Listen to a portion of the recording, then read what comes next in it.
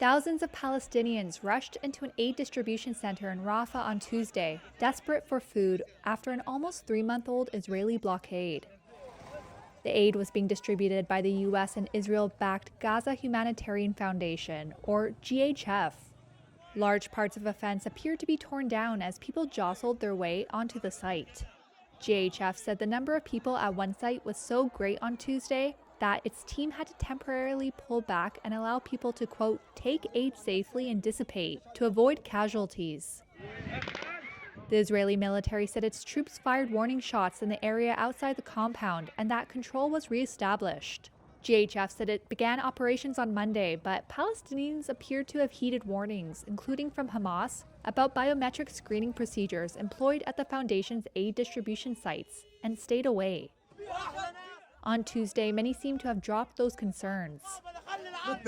We are dying of hunger. The children are saying, "Father, I want to eat, so I want to sell even my blood to feed them." We can't find anything to eat. I saw the youth running, so I wanted to come. Some were afraid, but I thought, let it be. I need to feed the children. We have starved, died. Stop the war.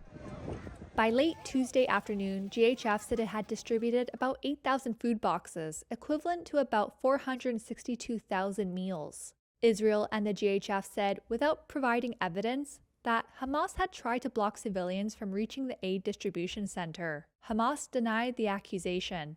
Israel says the Switzerland-based GHF is a U.S.-backed initiative, and that its forces will not be involved in the distribution points where food will be handed out.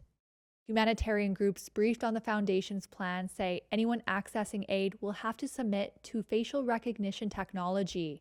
Palestinians worry the technology will be used by Israel to track and potentially target them. The United Nations and other international aid groups have boycotted the foundation. They say it undermines the principle that humanitarian aid should be distributed independently of the parties to a conflict, based on need.